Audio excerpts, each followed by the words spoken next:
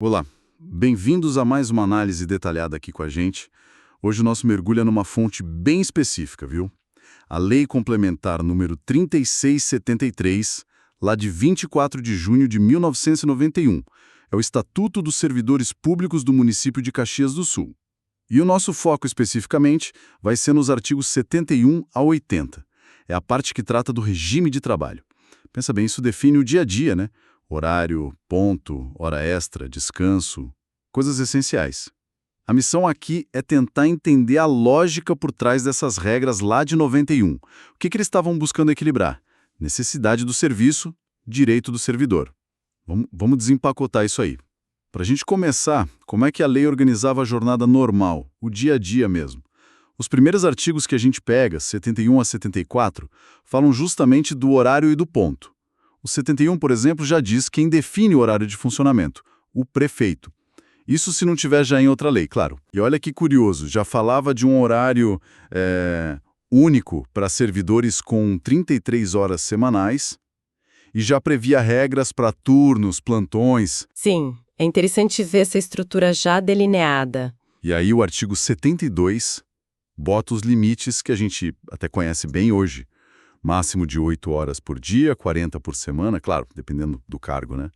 Mas o que me chamou a atenção foi a definição do trabalho noturno, bem precisa, das 7 da noite às 7 da manhã do dia seguinte.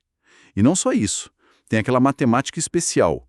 Cada hora noturna vale por 52 minutos e 30 segundos, uma hora mais curta, digamos assim. Essa questão da hora noturna reduzida, já em 91, é bem significativa, né? Porque não é só pagar um adicional, é reconhecer no tempo mesmo que trabalhar à noite é diferente, é mais desgastante. Isso impacta direto no cálculo de jornada, de descanso, mostra uma preocupação assim com a condição de trabalho que talvez não fosse tão comum em estatutos municipais da época. E a clareza do horário, 19 horas às 7, ajuda muito a evitar briga na hora de calcular, né? Com certeza.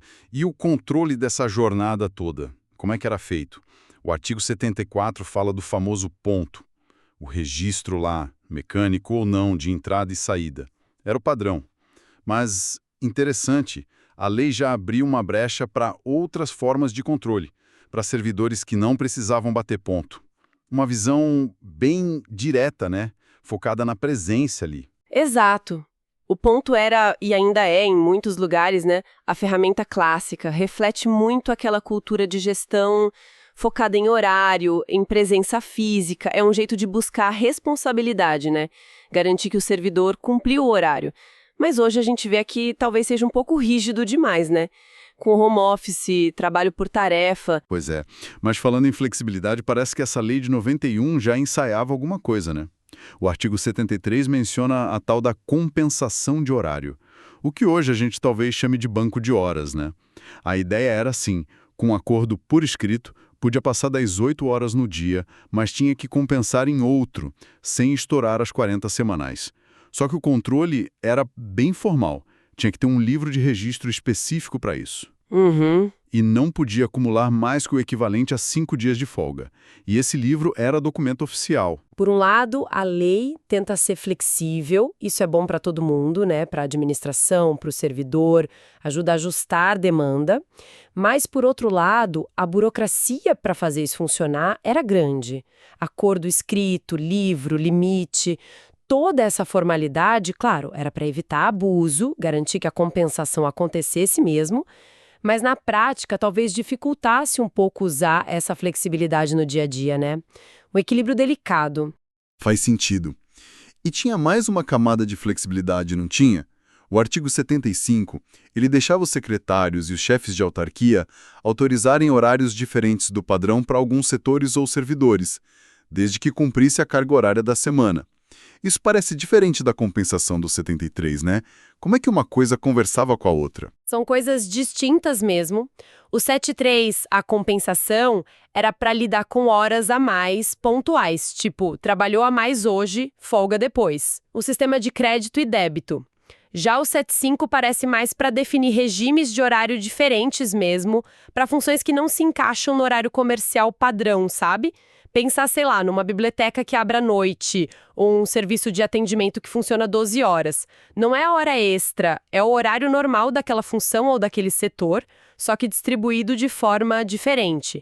Reforça o poder do gestor de adaptar, mas dentro da carga horária normal. Mente de trabalhar a mais, além do horário normal, flexibilizado ou não.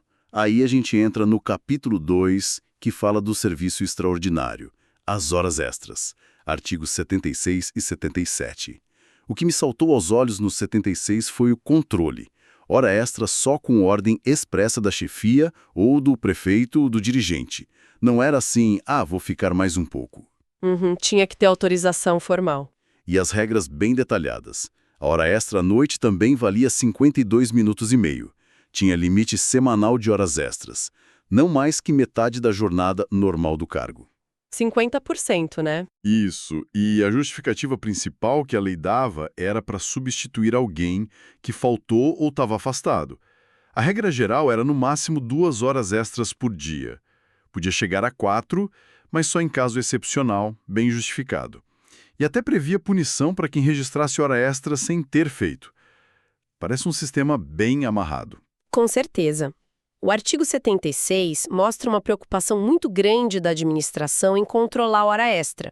Isso geralmente tem 2 motivos, né? Primeiro, o custo. Hora extra é mais cara. Segundo, a saúde do servidor. Evitar que o pessoal trabalhe demais. Então, todos esses cadeados, autorização, limite, justificativa, punição para fraude, mostram que a ideia era usar a hora extra só quando realmente necessário. Exceção, não regra. Agora, se esse controle todo funcionava direitinho na prática, bom, aí depende da fiscalização, que a gente sabe que é sempre um desafio, né? Imagino. E um ponto que achei bem interessante nesse artigo 76 foi o parágrafo 6º, a chance de, se tivesse acordo, a hora extra não ser paga em dinheiro, mas compensada com folga. Isso dá uma alternativa boa, não? Extremamente relevante. Essa opção de trocar a hora extra por descanso é uma ferramenta de gestão super importante. Para a administração pode ser mais barato, né? Economiza dinheiro. E para o servidor, às vezes, ter mais tempo livre vale mais que o dinheiro extra. Depende da prioridade de cada um. O ponto-chave ali é que precisava de acordo. Isso sugere que tinha que ter o consentimento do servidor, não podia ser imposto. E isso conversa com o artigo 77 também, que fala de organizar a hora extra em forma de plantão para serviço essencial. Mostra que a lei já pensava em como lidar com a necessidade de trabalho contínuo em algumas áreas. Faz todo sentido. Depois de organizar a jornada e as horas extras, a lei vai para o descanso. Capítulo 3 do repouso semanal, artigos 78 a 80. O 78 garante o óbvio, né? O direito ao descanso semanal pago, de preferência no domingo, e nos feriados também, direito básico. E é fundamental, o descanso semanal remunerado é um pilar, né? E a lei garante isso claramente. O interessante ali é que a lei se preocupa em detalhar como calcular esse pagamento, inclusive para quem não ganhava salário fixo por mês, tipo quem recebia por produção ou tarefa. Tá lá no parágrafo 2º. Isso mostra uma tentativa de ser justo com todo mundo, né, que o direito valesse para todas as categorias do estatuto. E o parágrafo 3º também é bom. Esclarece que para quem é mensalista ou quinzenalista, o pagamento do descanso já está embutido no salário. Mas esse direito ao descanso pago não era absoluto, né? O artigo 79 dizia que o servidor perdia essa grana se faltasse sem justificativa em alguns dias-chave. Ele até remete a outro artigo, 105, parágrafo 2º, que normalmente trata de falta na véspera ou no dia seguinte do feriado ou repouso. Ou seja, para ganhar o descanso tinha que ter presença. Exatamente. É a tal da relação sinalagmática. Direito está ligado a dever. Faltou sem motivo justo, perde pagamento daquele dia de descanso. Funciona como um jeito de desincentivar a falta, né? Principalmente naqueles dias estratégicos para emendar feriado. Um controle de absenteísmo, basicamente. Entendido. E para fechar essa parte, o artigo 80 que trata de trabalhar no feriado. A lei reconhece que tem serviço que não pode parar nunca. Saúde e segurança. E para quem trabalhava nesses dias, a compensação era forte. Ou pagava as horas com 100% de acréscimo, o dobro, ou dava outro dia de folga. De novo, uma escolha. Sim, o artigo 80 é bem pragmático. Ele olha para a realidade. Tem serviço que precisa funcionar sempre. E a contrapartida para quem está lá no feriado é justa, é significativa. Ou o dinheiro em dobro, ou outro dia para descansar. Oferecer essa alternativa é, de novo, um ponto de flexibilidade interessante. Deixa a administração e o servidor verem o que funciona melhor em cada caso. Valoriza quem está ali no feriado e tenta equilibrar as coisas. Então, se a gente for fazer um balanço desses artigos todos, dos 71 ao 80, o que fica dessa lei de Caxias de 91 sobre o trabalho? A gente viu definição de jornada, o controle pelo ponto, uns mecanismos de flexibilidade como compensação, horário diferenciado, mas também regras bem apertadas para a hora extra, com opções de pagar ou folgar, e a garantia do descanso, com regras claras para pagamento e para quem trabalha no feriado. Exatamente. O que esses artigos mostram é um retrato de como a gestão pública municipal, lá em 91, tentava colocar ordem e controle na jornada de trabalho. Tem um esforço claro para equilibrar várias coisas, né? A necessidade do serviço público funcionar bem e sem parar. A preocupação com o dinheiro público, principalmente nas horas extras, que são caras, e, ao mesmo tempo, garante direitos básicos para o servidor. Limite de jornada, descanso, pagamento justo por trabalho extra ou em feriado.